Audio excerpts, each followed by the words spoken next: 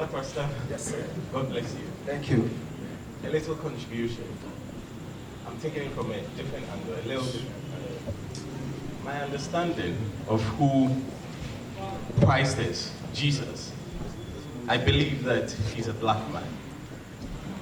And from all the experiences we've had in history, so many people have tried, but have not succeeded.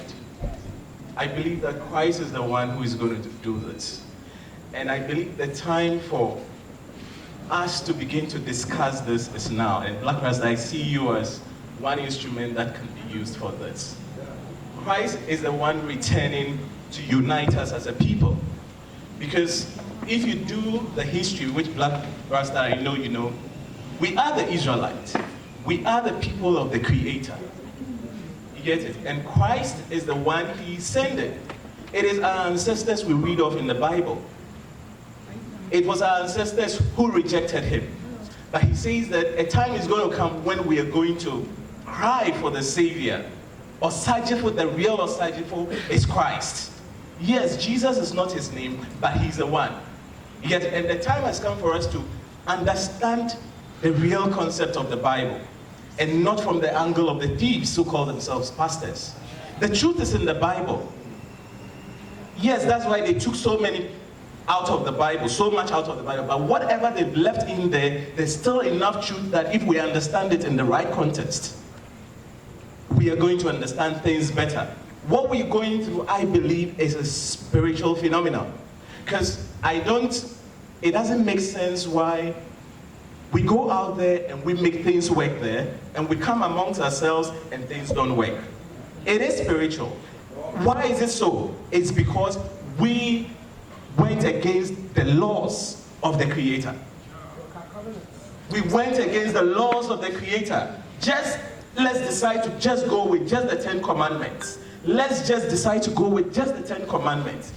And things will begin to work out. Christ is the one who is coming to unite us. And so let's inculcate him also in our conversation. And I believe we will begin to see the result. He's a black man, and he's coming to take us back to Israel. That is the motherland. Let me finish. Let me just finish. Okay, thank you so much. Thank you so much. Please. All right, that's his contribution. I know that a lot of people have divergent views and all that. That is why it's a lecture. So when people say that it's view, it doesn't make it the gospel. Eh? All right, any more questions? Yes, sir. Listen, my question is this. You spoke. Yeah. Okay, right. You spoke so well about the Duce Muhammad Ali. Now, what do you think really happened for such a man to kind of go against Marcus? Oh, beautiful question. Thank you. Please put your hands together for the people. Okay, it's very simple. You see, it's human nature. Your servant that you used to send around, all of a sudden becomes your boss. We have to cut the story short. Because, brother, remember, Marcus Garvey met Duce Muhammad Ali in England, where they were working on the African Orient Times. And he was the messenger. Now, when Duce Muhammad Ali went to America, he saw Marcus Garvey as the boss. The man he used to send around. Now you go to America from England and he's your boss. The man he used to give stipends to. Now you must book an appointment to go see him. And remember, Duce was teaching Ethiopianism. And Marcus was teaching back to Africa. Are you answered? Thank you, sir. Black Rasta. Yes, sir. Thank you. My question is, when you check all these, it's like within ourselves, we cut our, we betray, let's say somebody is trying to, do something better. And then within, we the blacks, we just find a way of pulling the person down. Example, let me use you as example. When you, Barack Obama song came, you said on the radio how Atta Mills wanted to have giving you opportunity for the CDs to be sold. But some way, some of your colleagues tried and then pull you down. And when I think about it, I don't understand why these things is happening to us. All right, thank you so much. Africans? Africans? Okay, very simple. I will touch this in just a second. It has become the Willie Lynch syndrome. There is something called the Willie Lynch syndrome. The sharper and longer your nose, the better you are. The lighter your skin, the better. People say the Lynch syndrome is a concocted phenomenon. But today it's living with us. It is. Look at the tribalism in our country. If you don't belong to my ethnic group, I would never vote for you. You could be Angel Gabriel. It's Willie Lynch. I speak a cleaner version of English than you. I'm better than you. Even Marcus Garvey used it in order to reach to the white man. He gave the white man his own poison. See? That is it.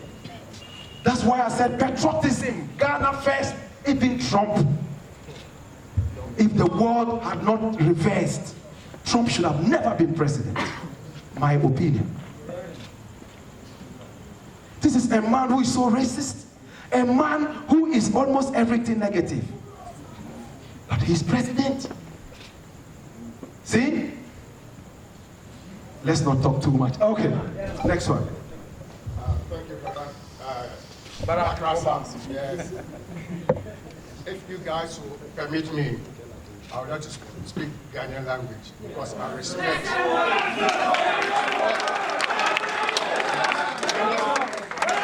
Okay, from me, Holy Moses, me a Ghanaian, me basic, our senior Australia. That you could be a friend, Ghana first. I mean, say, what's a Ghana first? Patriotism, our kind of Ghana, yeah, vocabulary, and I said, because it needs our way, because I guess you need patriotism. And then the first sacrifice, see, in two homes, into two things. Now, my father Ghana, near my Kenya, and near my Minupe, and I'm a back, neighborhood down. Photocast awareness. And then cause solution. I didn't a bit before, and I say first a Ghana, I want you and I say you if you are so near far, you beat me too as here. Into a name of Minupe. I didn't I want you once in your book in your history. I didn't say in 1 year a bit before me. I see who. Say you know, get to us here. But if only boo baby said, be a boy, and you're there, you just you're running to us here. It's once a casa who came in, if you see here.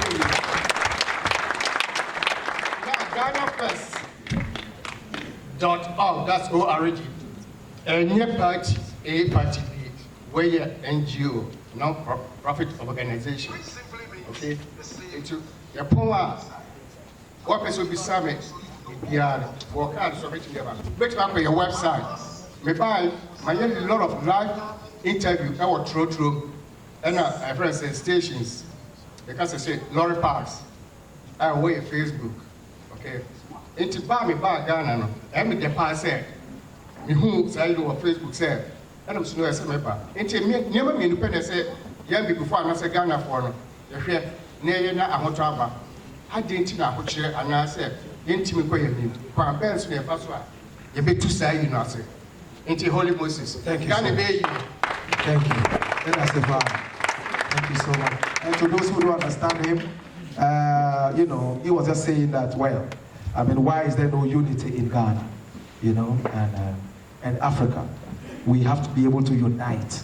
Well, he has his own journey. All right. Next one. Blessed. Thanks so much for the opportunity for once again being here to be lectured. Mine is about the mindset of the youth. You made a very solid point of saying that if you really want to make a change, if you really want something to change, you can never think of having 3 meals square a day. But looking at what is going on in our lives as youth, who are the future of Africa and Ghana, we want it to happen today. We want that today. And I think that is the major problem we are having as youth. Somebody from school, university today, you want to buy a Range Rover tomorrow. You want to live in Trasago tomorrow. We've forgotten about the seed time, the nurturing time, the watering of the seed time before the harvest time. So what is your point? How are you going to use your good media, your channel to educate the youth? What do you have? What package do you have for the youth? Because without the youth, we are nowhere. We won't go to anywhere. So thank you so much. That's my I appreciate you, sir. Well, I'll touch that. We have some food, jollof, some good jollof, and it's free. So after this, which will be in a few minutes, you can just say Ghana jollof, proper Ghana jollof. And then there is also drink. In fact, we like the attendance. It's good for starters. Very beautiful. Okay, he was talking about the fact that the youth have to unite and the youth have to be able to come together. Well, that is what we have started. Marcus Garvey did it. And he was able to get a membership that was bigger than his own country. Very soon we are going to be on the streets. Yes. We are going to be demonstrating. We will hold placards and stand. Just like the people who stand on the street and say Jesus is coming soon. We will also stand on the streets like this and say, can we know why Julius Deborah has been banned from going to the US? Can we know why an MP earns 10,000 Ghana cedis at 20 V8? We are going to look at all these things, and when we call you, please come out in your numbers. We are beginning a very strong change. All the people on the streets begging, we will find a way of removing them so beautifully. We will soon have stickers. I don't give alms on the street. I don't buy things on the street. And drivers will put that. Because if you think that you're serving Jesus Christ or serving Muhammad, and you give people stipends on the streets, you keep them on the streets. You are happy to see cars knock them down every day? No. That in Ghana you cannot tell somebody, oh, in 30 minutes I'll be at your home. And then because of traffic, other people do it. They tell you in 10 minutes I'll be at your place. And they reach there in 10 minutes. But here you can't. Traffic. That is the rhetoric in this country. That is the chorus. If you get all those beggars off the streets, if you put pressure on the Accra mayor to deal with the debt in Accra, because nobody is coming from America and sit in this debt.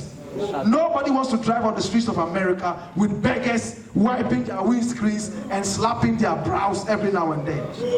Nobody wants to come from Jamaica having been told by Rasta that this is Zion and there is everything here to see disease and sickness and all those things here. When I see people who repatriate, I respect them. Hey, you leave your culture, leave your people. Some people even leave their children behind. And come here, you call this person a stranger. Oh, imagine. Anyway. Yeah. All right, thank you, sir. Yeah, I'm Gordon Kuba, member of Movement for United Africa. I just want to find out from BLAKK RASTA. With African unity, I believe, or is it possible for us to start from the grassroots? Because we know I'm the president of Ghana, you are the president of Benin, he's the president of Togo, in that order. Everybody is a small chief in his own town. Nobody wants to be under one chief or one umbrella. But it is easier. There's Professor Collins said that it's easier for a Ghanaian to jubilate over a Benin goal. It is easier for a Nigerian to jubilate because Ghana has scored a goal at World Cup. But the German will not do that because an English has scored a goal. A Frenchman will never jubilate because German has scored a goal. But Africans will do. Because the root is solid, but our leaders, no. So therefore, I would want to suggest that, fine, let's get those other citizens united. And I believe we can force our leaders to unite. If not that, the Arab Spring is one of the nicest coup d'etat, and we can eliminate our leaders. Thank you. Thank you so very much. Oh my God, I bless you. Very beautiful one. You heard him? Very clear. When Ghana gained its independence from the Gold Coast to Ghana in 1957, ladies and gentlemen, it was the first south of the Sahara, right? Yes. Ghana always is the first. Remember the door or the gate of no return and all that? We had more openings in Ghana for slavery than any other coast. That is why Jamaica was founded by Ghanaians. That is why St. John was founded by Ghanaians, Akwamu people. Colombia, some parts, and so on and so forth. My brother, my sister, this thing that the brother has said, first time I entered into La Côte d'Ivoire, they set me and set under my things. They took off my turban, ran their fingers in because I spoke English. You know why? Anglophone, Francophone. When the British people decided to give us independence after we gave them so much fight, the French people also started, which we want independence. So what did they say? They had a kind of agreement they called the Pact for the Continuation of Colonization. They signed that, oh, okay, we will control your money. So now they are spending safer. You will dress like us. Assimilation. So the Francophone and the Anglophone uniting is a big conundrum. Hey, what did Hofwe Boanyi not say when Kwame Nkrumah and Haile Selassie went out there to organize the OAU? He said, this useless OAU, what is it all about? Is it for Africans to meet and share poverty or what? Hofwe Boanyi, that is the father of a certain country called the Ivory Coast. Anyway, next one. Yeah. Good evening to all of you, my Ghanaian brothers and sisters. And thank you, BLAKK RASTA, for this wonderful lecture. My name is Nelson Selassie, aka Ghana Man. And I'm glad to meet all of you. I was very glad when I hear our brother talk about patriotism, because that's what I stand for. And the only solution is patriotism. We are the answers to all the solution to our problem. Sometimes when we hear lectures like this, a lot of things will be going on in our minds. What can we do? Marcus Garvey is dead and gone. He did what he's supposed to do in his time. Jesus came to do what he's supposed to do in his time. It is your time. It is my time. Now that we are alive, nobody will do it for us. It is we. Now that you know, we've been born into a system that has shaped us. Some of you were born into Islam, so automatically you fell in love with Islam. Some of you were born into Christianity, and automatically, which means if we were to be born in Islam, you'll be there. Some of you were born into traditionalists, and automatically you are hot. And that has shaped our mentality. And we are finding it difficult to unchain ourselves. And until we do, nothing will change. Thank you very much. Thank you so much. I appreciate you. Thank you. We appreciate you. Thank you. Oh, the first lady to talk, man. Please put your hands together for the first lady. Good night. Greetings, family. How are you doing? We're good. My name is Ajwa Selassie. So I just wanted to touch on a few points. There's nothing wrong with teaching Ethiopianism, okay, because we know that in the Bible itself, there's like Ethiopia mentioned at least 32 different times, or even 50. But with the Bible now, I think this is what is, well, not the Bible itself, but religion. Religion itself is dividing us. And what we got to do is look at our commonality. If it's not religion, whether you're Seventh-day Adventist, Catholic, whatever, the one thing that joins us together is the scientific term for our color is melanin, 666, carbon, yes? So we've got to look at that aspect and put away the religious part, because it really is dividing us. We see ourselves as Christians, so we can't talk to another Rasta because, you know, whatever perception you have of Rasta, you know? So we have to look at the melanation that really brings us together. It's our melanation, and we've got to come together under that. and not be divided by you're Ghanaian, I'm Caribbean, and so forth. Okay, so the other day the PM went to the Caribbean, and he went to like 5 different Caribbean countries. And I want to ask, how is it that we can't travel west? If we travel west of Ghana, it would actually be easier or shorter time to get to the Caribbean and be part of our family, right? So why does it take us 14 to 18 hours to get there? We almost have to go up out of Africa to any European country, which they normally tax us, and then go around. This is an additional 10 to 12 hours, when if we would just go west, it'd be 7 hours, and our family can be closer connected.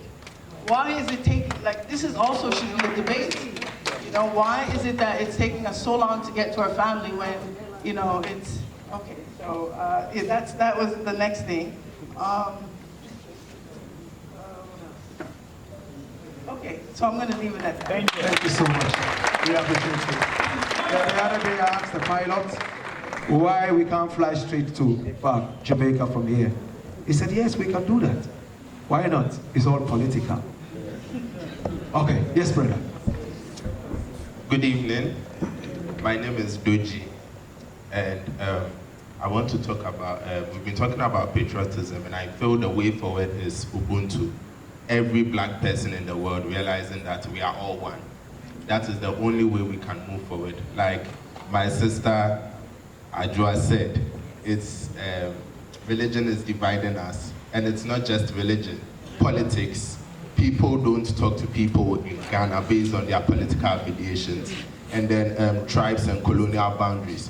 And when you look at all these things are systems that were put in place by a universal enemy to make sure that no matter wherever we find ourselves in the world, we would not be able to come together. Because they know that when we come together, we do wondrous things. Because all our ancestors came from the same place, Kemet. All our ancestors were in Kemet, and they changed the world. And all those things were stolen from us. And they know once we come together and we remember who we truly are, we'll do wondrous things. And I think that's what all these systems are in place to prevent. Thank you. Thank you so much. Appreciated. What are the ladies in the house? Yeah, the ladies. Oh, yeah. Yes. Good evening, brother. Excuse me. Don't bust. Black, you said Marcus is all the way from Africa, but he had an Irish blood. How come? Okay, beautiful. That's how. I love that. Well, Marcus Garvey was born in St. Anne's Bay, capital St. Anne. Yes. But you see, slavery, either the father or the mother carried across. His grandfather probably got married to somebody with Irish ancestry. You understand? For instance, me, let's say my grandfather had a woman who was half African and half Irish. So I will have a drop of that blood. Because when Marcus was very dark and even going through derogatory punishment in Jamaica and some other places, nobody could have thought that a dark man like this could have an Irish blood. But the DNA showed that he had a drop of Irish blood. The beautiful thing is, you can be 99% white. If there's a 1% black drop in you, you are black.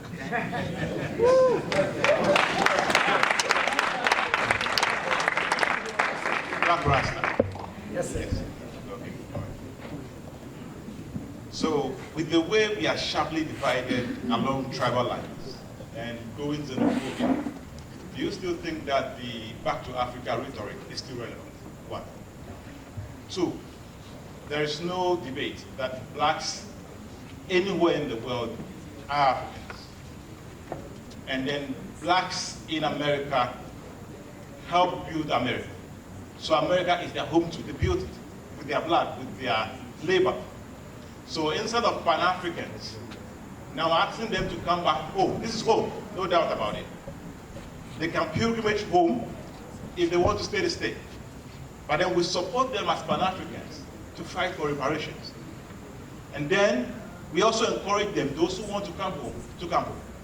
So two things, is it relevant for us to support them to fight for reparations? Or do we still have to continue asking them to come back home? And because of the way we are divided, do you think that the Back to Africa rhetoric will work or is relevant? Last one. Yeah. The modern day politicians' ideal of Back to Africa is a bit exploitative, if I want to put it that way. They want the rich African to come back home to come invest. You always talk about investment. Not come back home and come and meet your people. Come back home and come and stay. Come and invest. Which means that there are people there that the African politician doesn't want. But we want everybody. So are we fighting for that person there that the African politician doesn't want? And also fighting for those that want to come? Or we are just there supporting our politicians blindly? Thank you so much. I appreciate you. Very wonderful. One of the best contributions for the night. You know, excellent one. You see, all the Ghanaian people we talked about today, Alfred Chief Sam, he wanted them to come home and invest. That's what Nanado is doing. With all the promises of heaven and earth. The land is so fertile. That's one of the things he said, that when you spit, corn grows out. You don't need corn. Alfred Chief Sam said it. You don't need corn in Africa. The land is so rich that when you spit, corn grows. You see, it might be extreme. In those days, maybe some of us who have traveled to America and other places, when you talk to them about Africa, they see it as a mystical place. When they believe everything you say, don't take them for food. Don't think that they are fools. They just are connected with the melanin and the power of Africa. They don't expect you to lie to them. If you succeed in lying to somebody, don't think you are smart. You have only betrayed the trust of the person. But our people are so good with the 419 and the Sakawa. If the white people start to do this to us, which they did anyway in the past, it will be terrible, because all of us want to run to America and England. My brother, never say never. We are starting it. When Marcus Garvey started it, people laughed at him. John Padmore laughed at him. W.E.B. Du Bois laughed at him. Duse Muhammad Ali said he's a common criminal, social climber. The son of a carpenter. That's what they said. From St. Anne's Bay. It's not possible.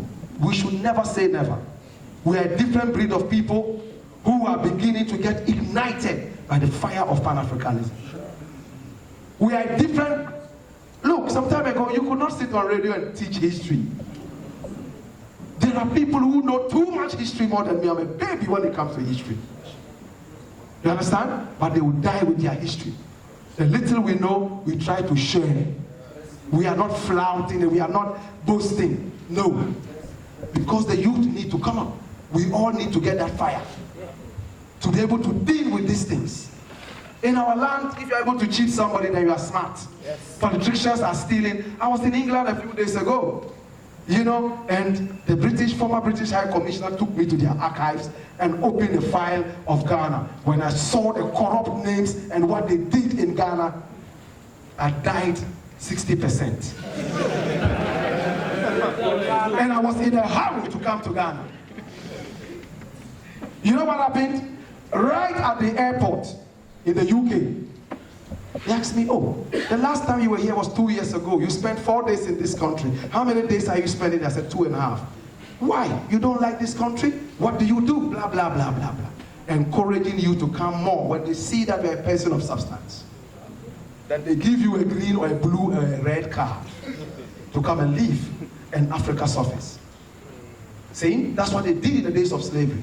So, brethren, we should never give up about the back to Africa thing. Rasta says forward to Africa. Because it looks like back is a little negative. Forward. Nkrumah said,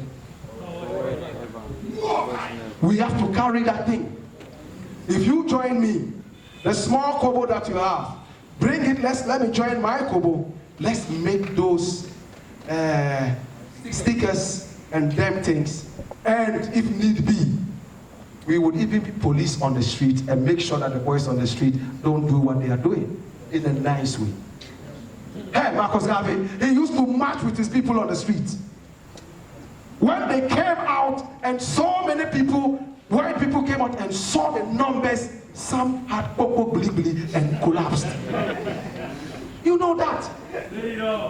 But he started with one man, in fact, a woman. 4 million people at the helm of the UNIA. They bought ships, not one ship, ships. Paul Coffey bought ships. History says that in America at the time, he was one of the richest black people. Paul Coffey from Ghana.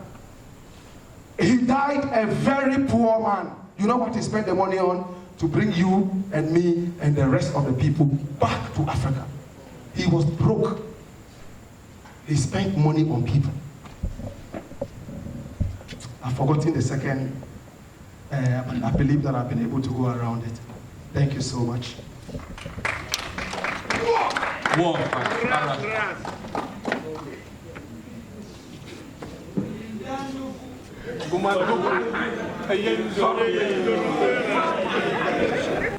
My name is Ras Osaje Football Tendando Gomado.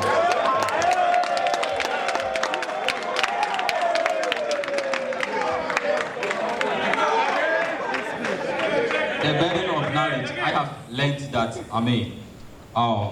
the great men uptown who initiated the Back to Africa rhetoric, they intended to bring the people to Ghana to improve in our economic development. Now, the only question I have, Father, is that, Paul Coffey, the first person who brought the indigenous to Africa. My question is that, where was he born? He was born in the Ashanti region. He was an Ashanti. His father was taken as a slave at the age of 10. What is your name again? Yes, Paul. Yes. So now he was an Ashanti. He was an Ashanti. Yes, and we have the youngest contributor, Zion. Yes. Hello everyone, my name is Zion Glory Kweku, and I want to ask this question. Are you left or right? Are you left or you are right? Are you left or you are right? Are you a leftist or a rightist? Think about it. It's deep. In this house, whether you are a leftist or a rightist, you know what you should do? Be a centralist. All right, Naomi. Please, another lady, put your hands together. Okay, good evening, everyone.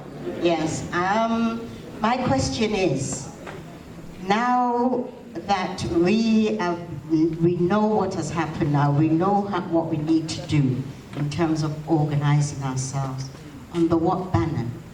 Because we've got Pan-Africanism. What is Pan-Africanism and how is it relevant to us now?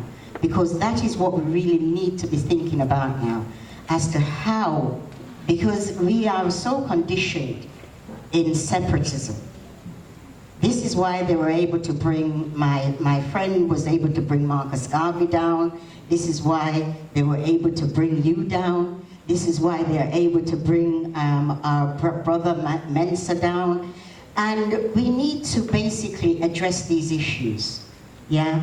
Because now I've been in Ghana, I'm from Jamaica, by the way. Yes, I'm from Jamaica. Now, I've been in Ghana for 16 years. We're still on tribalism. Is tribalism working? No, it's not. Is the division between Togo, Benin, Ghana, Ivory Coast, Nigeria, is it working? No, it's not. So how are we going to make our life better in Africa? Not in Ghana, in Africa. And how does Pan-Africanism relevant to that? Thank you so very much. We appreciate you. The Jamaicans have a saying, they say every mickle make a muckle, you know? Yes, and then when you see a stone ball, you know the effect It starts rolling as a little piece, and then it ends up gathering. Big, big, big, big bowls. We have to start it here. She asked, under what banner? We are black people. We are Africans. Pan-Africanism. I gave a lecture in America some time ago. Pan-Africanism, the origins. And when you look at the broad definition of Pan-Africanism, it involves any other person who has a mind about the common good of the African. That's why the pan is standing there. Anybody could be white, could be blue, could be green. Once you have a good thought about the development of Africa to independently stand economically, that is the key definition of Pan-Africanism. Stand independently economically. Anybody who supports this idea is a Pan-Africanist. You could be blue, green, Chinese. Yes. That is it. So she's asking, under what banner? We are uniting. And we are starting with us. It's not a talk. You will see it in the next few days. Soldiers will stand on the street. They will hold placards. Hey, when I returned from the UK last week and started making noise, I heard that the special prosecutor started inviting some of the people I mentioned on the radio. When I was marched to the Parliament House, you all remember, exactly 4 years today. Today is exactly 4 years.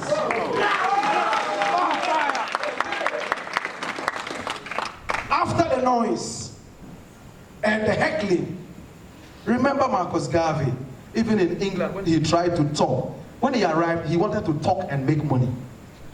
Oh, call me, I'll come and talk, you pay me. The first talk he gave, they heckled him so much so he fell. Heckling, they annoyed him, talking, and he got confused and fell. But that did not stop him. He went throughout the whole of America, talking and liberating the minds of black people. See? So we have to unite. Parliament House, after all the noise, what did the Speaker of Parliament say? He looked at me in the face and he said, you see the young man there? I listen to him religiously. I love his radio show. And the parliamentarians, never underestimate any positive thing you do. Don't wait for the billions. Start with Bob Marley says what? One man a walking, a many million a sparking. Look at it. The next one will break the walls. So let us keep it going. Within a year or two, when we talk, governments will listen. And some of us here will be those who will choke us. Those who believe in the Bible, like Judas. But we will try not to make the same mistakes all the wonderful people here made. Everything will be transparent. Nobody is going to be the custodian of power. Power is going to be spread. Everybody can do anything. There will not be any factionism. No. Thank you. Next one. Yes, I'm really following up after this question about what flags we go under. The thing is, how much of us are willing to let go? Because I see people talking unity, but unity, their unity under their ideas, and we can't be united if we want to be united under this one, because when everybody are talking, they're talking their own unity, and they see it in their way, and if it doesn't come their way, they will knock that person down, because only their idea and concept of unity is, that is the same what you've just said. But people must know they have to let go. So how can we get people to let go and just drop their own skin? I can't see that. Well, thank you so much. Well, thank you. Well, he's talking about the fact that he does not see how we are going to be united until we drop our skins. Look, white people have united. When you go to the EU, like I said, you drive from wherever to wherever. White people have agreed to disagree. They have united under a certain kind of sense. If we were the first to be created, if we were those who civilized these people who are now united, why should we sit back and say that we cannot unite? Are we demons? It only takes a good leader. And they know that when the good leader stands out, he will do it. So they find another bad somebody amongst us to bring down the good leader. It happened to Marcus Garvey. See how they shamelessly finished him. See Kwame Nkrumah. See Lumumba. Thomas Sankara, his own bosom friend, shot him like a game. And they buried him in an unmarked grave. And his crime was that we won't deal with the IMF anymore. Me, Sankara, I will not own anything that is outside my salary. He died with one broken guitar. All he owned was one broken guitar because he loved music, one bicycle, one motorbike, and Renault car, which was official.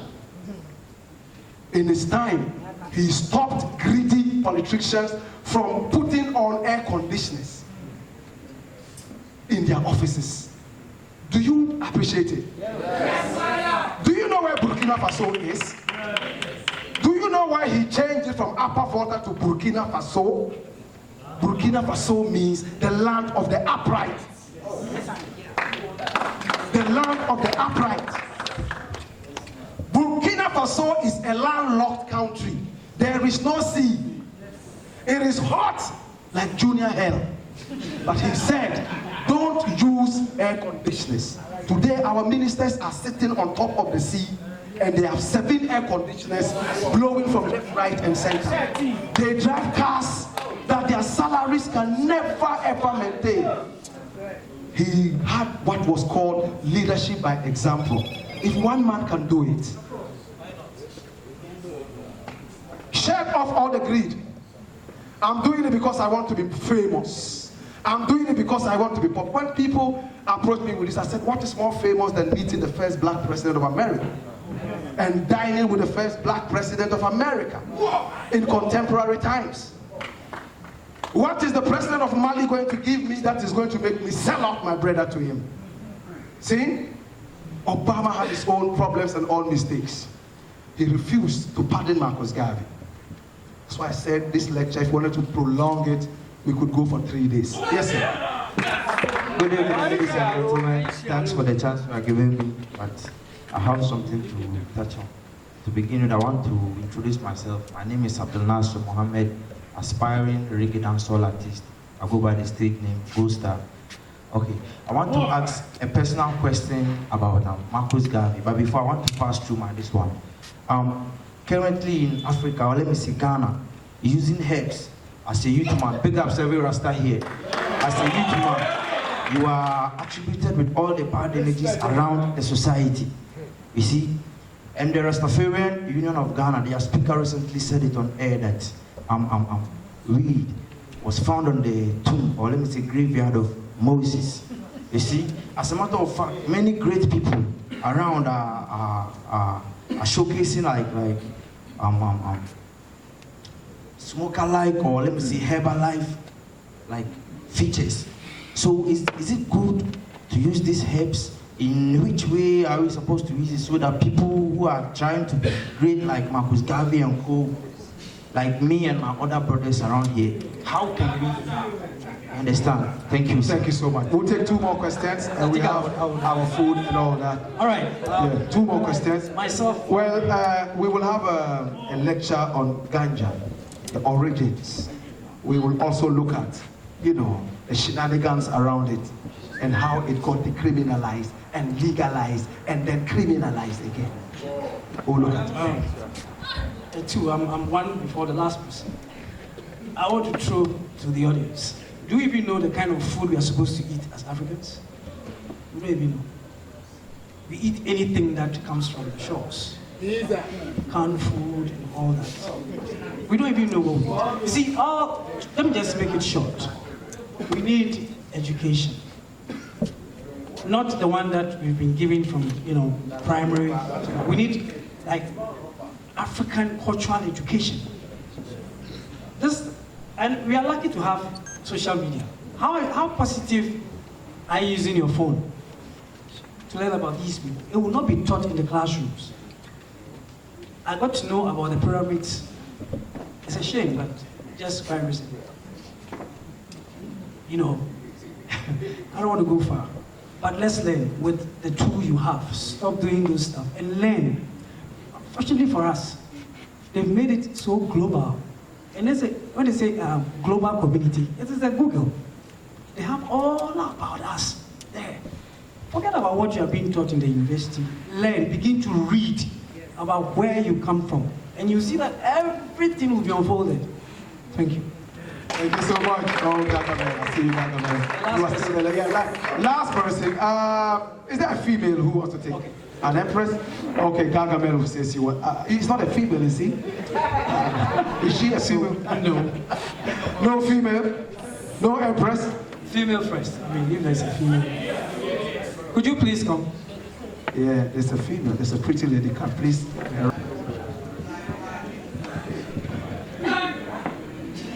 Good evening, ladies and gentlemen. I'm so shy. Feel free. One family. So, I am from Botswana. And my husband's from South Africa. So we decided last year, mid-year, that we were going to relocate to Ghana. And I must say, this has been a journey for us. For both my husband and my kids. We've got 2 kids. And I got to know about BLAKK RASTA through my husband. Wait, please, baby. So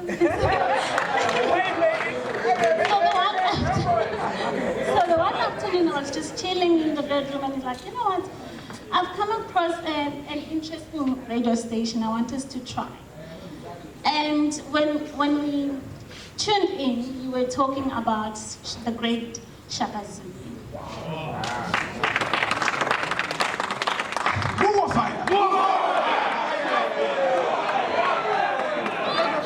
And I was immediately hooked. We were both immediately hooked. So he's the one who actually invited me to this lecture. And I couldn't be more grateful because personally I've embarked on a journey of self-discovery as a young African woman today. I'm embarking on a journey where I want to understand who I am and where I'm positioned in the world today as a young African. And I'm grateful for platforms such as this, where we can come together as Africans, young Africans, old Africans, and we share ideas. And we reach out to one another and say, you know what, we are actually a better nation and a better people. Thank you. Thank you so much. Botswana. In fact, Marcus Garvey, actually, this is the first time I'm seeing Rastaman clapping. Yes, thank you so much. It means you made a really good impact on Rastaman. Marcus Garvey was actually inspired by one other person who traveled to Botswana, Basotho land, at that time.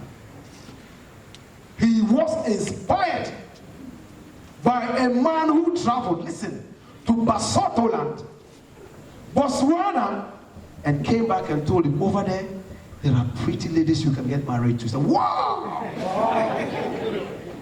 So Marcus, he liked good things as well. All right. My question is centered on reparation. Unlike the Jews who were able to single out of Hitler. Did you say Jews? Yes. Wow.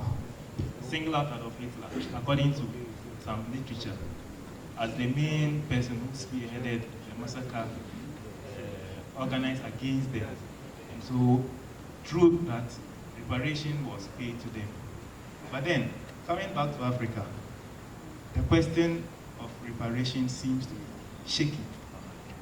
Because if I look at it from a certain point of view and reading some literature concerning African history, the question I do ask myself is a very simple one.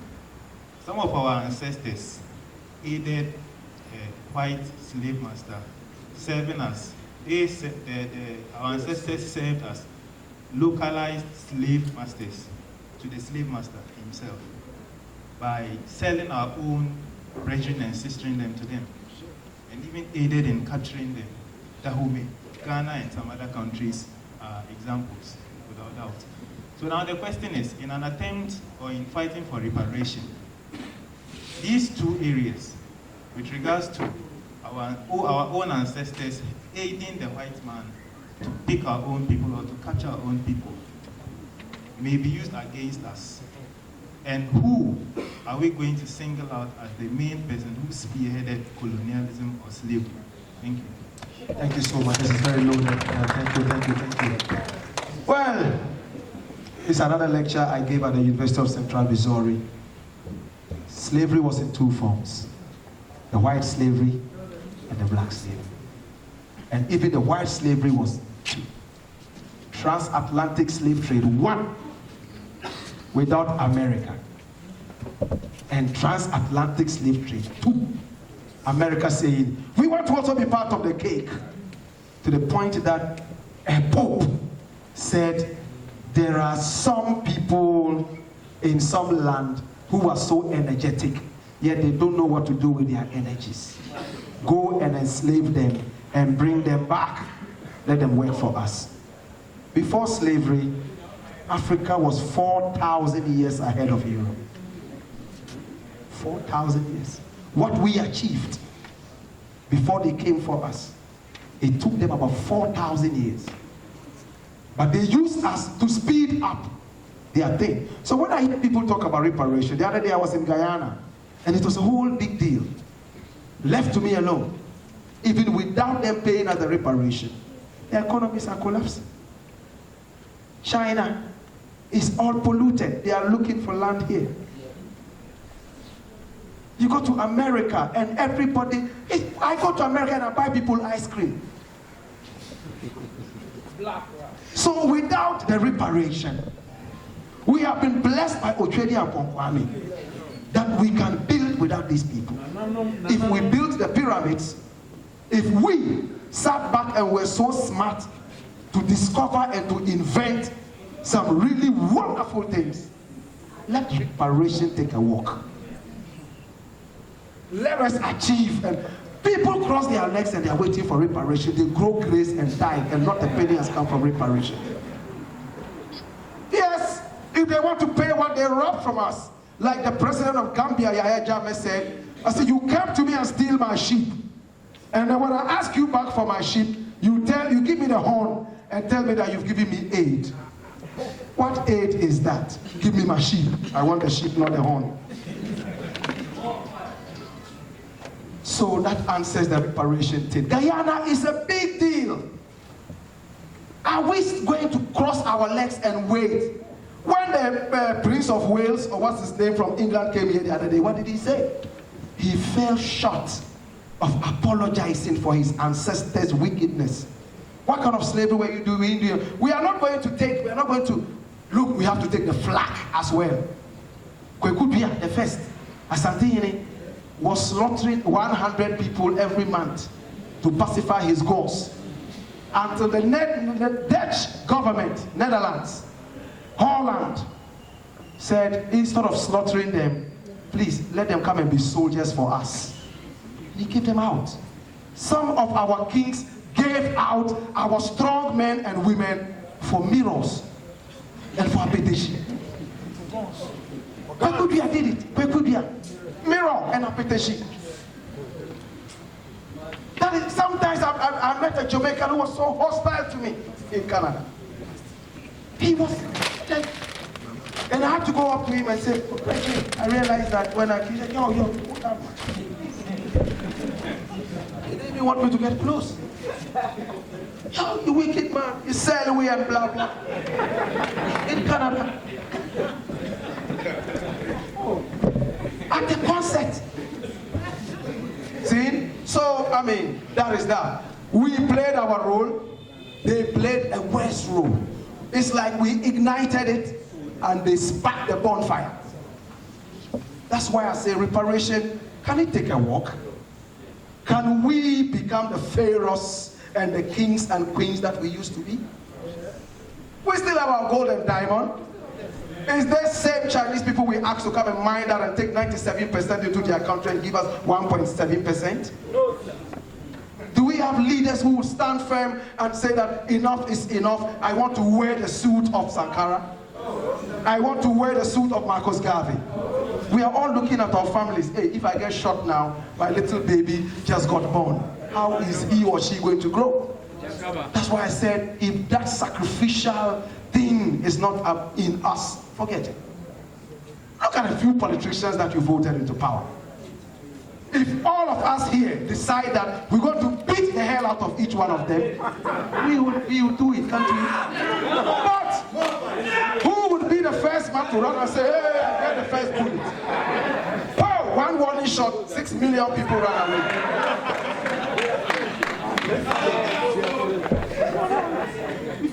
Yeah, Asantua told the kings and the queens, the sub-chiefs and queens of Ashanti, you are lazy idiots. If you sit here for Governor Hedgehog to dare you and say he wants to sit on the golden stool with that smelly buttocks, and you were laughing at jokes that were not even funny. And when I heard that, I remembered Bob Marley saying, "People's paradise." See? That you're laughing when there ain't no joke. Yes, Atua said it. We, the women of Ashanti, shall rise and take arms against the wicked British. They did. Yes, she was arrested, taken all the way to the Seychelles to join Prempeh the First. What happened? She made a mark. Today, are we celebrating those lazy ones who were laughing at no jokes? We are celebrating Yas Atua. We need that kind of spirit. If you don't do it, if you are selfish, not to die and live for 100,000 years and do nothing and be nothing, it's better to live for 1 year and be something. I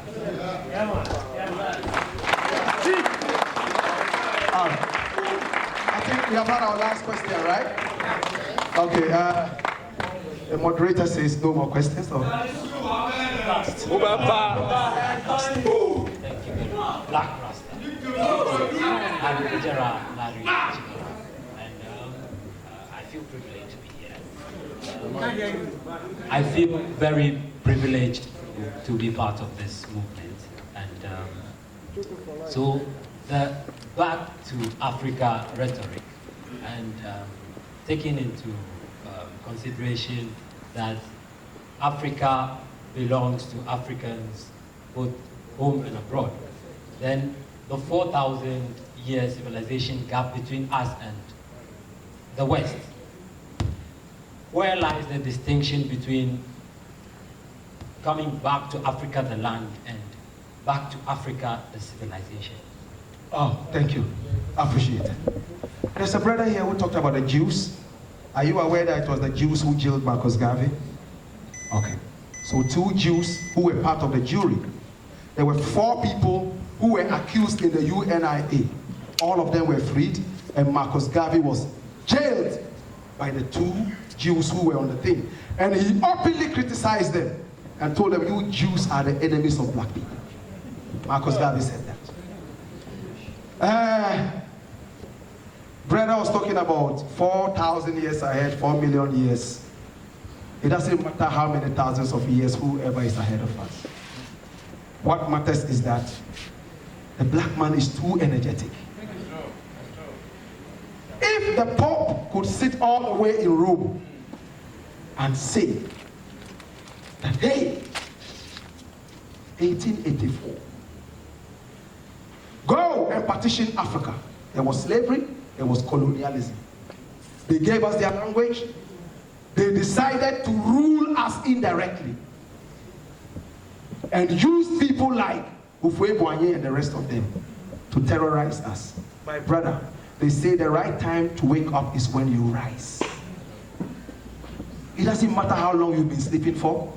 The most important thing is that you have awakened yourself. And when you organize and centralize and come together, the kind of momentum that black people are so good at building, who's going to stop you? Who is going to stop you? But we are good at speeches. We make very beautiful speeches. Hey, Marcus Garvey was so eloquent. He was an orator. He spoke and people stood akimbo for hours and listened and forgot that their food was on the stove. Farrakhan spoke. They had a 1 million man march. And many more. What is most important is the action. And you can't have the action if you are not educated. And I'm not talking about school. I'm talking about knowing about yourself, how you originated, what your rights are as a human being, and self-pride.